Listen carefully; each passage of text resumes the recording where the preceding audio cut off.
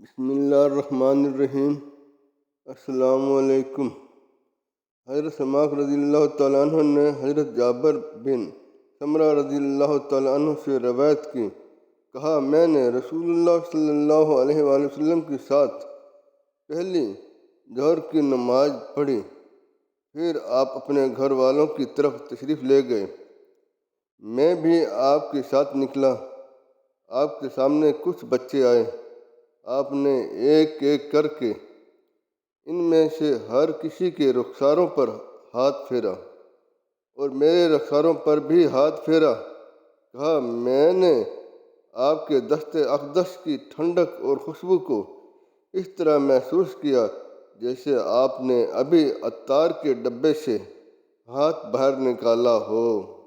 حضرت جعفر بن سلمان اور حضرت سلمان بن مغیرہ نے صحابت سے انہوں نے حضرت انس رضی اللہ تعالیٰ عنہ سے روایت کی۔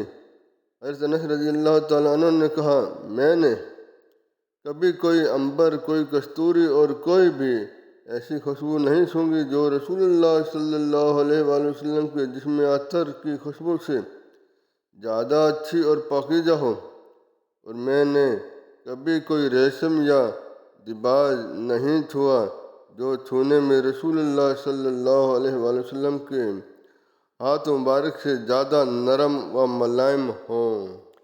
حضرت حماد رضی اللہ تعالیٰ عنہ نے کہا ہمیں صحابت رضی اللہ تعالیٰ عنہ نے حضرت انس رضی اللہ تعالیٰ عنہ سے روایت کی، کہا رسول اللہ صلی اللہ علیہ وآلہ وسلم کا رنگ کھلا ہوا چمکدار تھا، آپ کا پسینہ جیسے موتی ہوں، جب چلتے تو جھکاؤ آگے کو ہوتا۔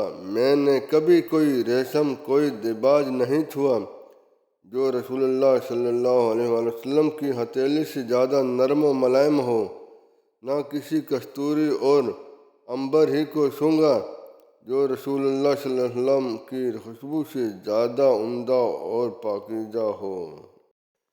حضرت ثابت رضی اللہ تعالیٰ عنہ نے حضرت انس بن مالک رضی اللہ تعالیٰ عنہ سے روایت کی، کہا نبی کریم صلی اللہ علیہ وآلہ وسلم ہمارے ہاں تشریف لائے، دوپہر کے آرام کے لیے سو گئے تو آپ صلی اللہ علیہ وآلہ وسلم کو پسینہ آ گیا۔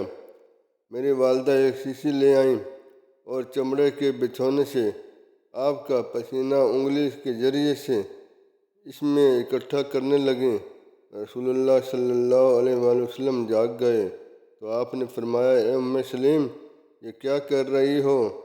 وہ کہنے لگیں یہ آپ صلی اللہ علیہ وسلم کا پسینہ ہے، اسے ہم اپنی خوشبو میں ڈالیں گے، یہ دنیا کی ہر خوشبو سے زیادہ اچھی خوشبو ہے۔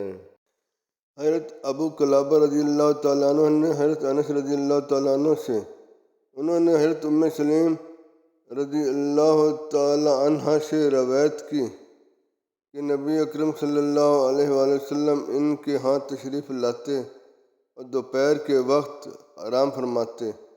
وہ آپ صلی اللہ علیہ وآلہ وسلم کے لیے ملائم چمڑے کا ایک ٹکڑا بستر پر بچھا دیتی، آپ اس پر قیلولہ فرماتے۔ آپ کو پسینہ بہت آتا تھا، وہ اس پسینے کو اکٹھا کر لیتی، اپنی خوشبو میں ڈالتی، شیشیوں میں سینت کر رکھتی۔ رسول اللہ صلی اللہ علیہ وآلہ وسلم نے ان سے پوچھا اے سلیم یہ کیا ہے؟ تو انہوں نے عرض کی آپ صلی اللہ علیہ وآلہ وسلم کا پسینہ ہے، اسے خوشبو بڑھانے کے لیے اپنی خوشبوؤں میں ملاؤں گی۔ حضرت اسحاق بن عبداللہ بن ابو طلحہ رضی اللہ تعالیٰ عنہما نے حضرت انس بن مالک رضی اللہ تعالیٰ عنہ سے روایت کی، کہا رسول اللہ صلی اللہ علیہ وآلہ وسلم حضرت سلیم رضی اللہ تعالیٰ عنہ کے گھر جاتے، وہ گھر میں موجود نہ ہوتی تو آپ ان کے بستر پر سو جاتے۔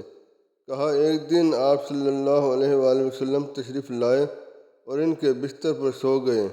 وہ واپس آئیں تو ان سے کہا گیا یہ رسول اللہ صلی اللہ علیہ وآلہ وسلم ہیں، آپ کے گھر میں آپ کے بستر پر سو رہے ہیں۔